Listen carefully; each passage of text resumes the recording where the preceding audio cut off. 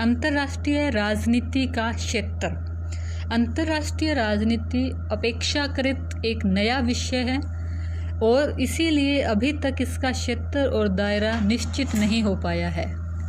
मुख्य रूप से अंतर्राष्ट्रीय राजनीति के क्षेत्र में निम्न चीज़ों को शामिल किया जाता है। पहला है राज्य। अंतर्राष्ट्रीय राजनीति के प्रमुख पात्र राज्य होते हैं। राज्य के आंतरिक और बाहरी व्यवहार का अंतर्राष्ट्रीय राजनीति में अध्ययन किया जाता है। दूसरी चीज़ है अंतर्राष्ट्रीय शक्ति। अंतर्राष्ट्रीय राजनीति में शक्ति पर सर्वाधिक बल प्रोफेसर हैंस जे मॉर्गेनथाउ ने दिया है। उन्होंने अपनी पुस्तक पॉलिटिकल अमंग नेशन में कहा है, अंतर्राष्ट्रीय राजनीति प्रत्येक राजनीति की भांति शक्ति संघर्ष है।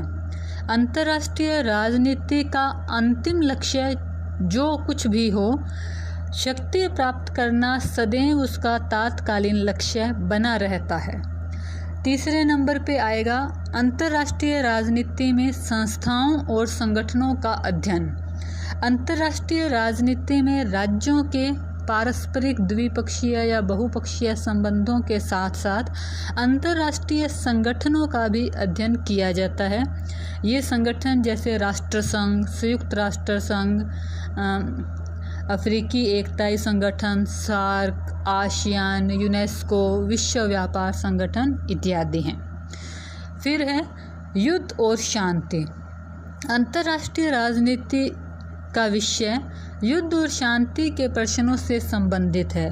विभिन्न राष्ट्रों में किन मुद्दों को लेकर विवाद है, कौन से मुद्दे युद्ध का रूप ले सकते हैं, किस प्रकार उस युद्ध से बचा जा सकता है और विश्व में शांति स्थापित की जा सकती है, इत्यादि विषयों का अध्ययन किया जाता है।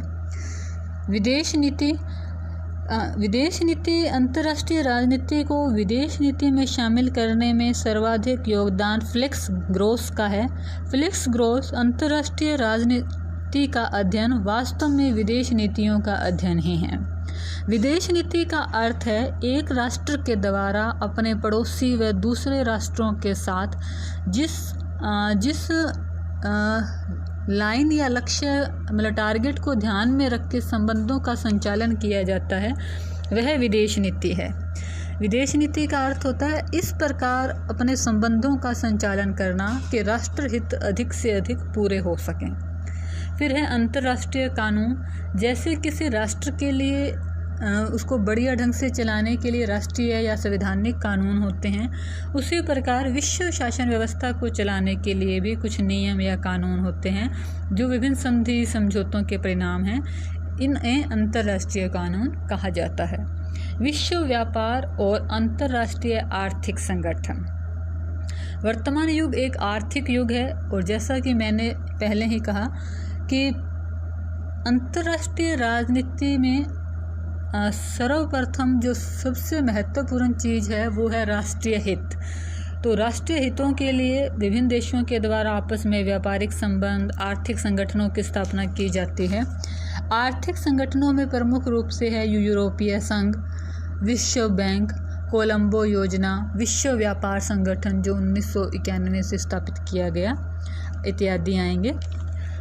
उसके बाद है सैनिक संगठन और राजनीतिक गुटों का अध्ययन। अंतर्राष्ट्रीय राजनीति में विभिन्न सैनिक संगठनों में मुख्य रूप से हैं नाटो 1954, सीटो 1954, वारसा 1955, सेंटो इत्यादि सैनिक संगठन आते हैं। राजनीतिक संगठनों की बात करें तो गुट निरपेक्ष राज्य, G8, G77, G15 इत्यादि अफ्रीकी देश, ये राजनीतिक संगठनों में आएंगे। और मैंने पहले भी कहा राष्ट्रीय हित का अर्थ है जिसे पामर पार्किंस ने कहा है कि अंतर्राष्ट्रीय राजनीति में ना कोई स्थायी मित्र होते हैं ना स्थायी शत्रु। स्थायित्व एक ही चीज़ होती है, राष्ट्रीय हित। राष्ट्रीय हित किसी भी देश के वो उद्देश्य या लक्ष्य जो दीर्घकालीन समय में उस देश के हितों की पूर्ति करते हैं वो राष्ट्रीय हित कहलाते हैं। धन्यवाद।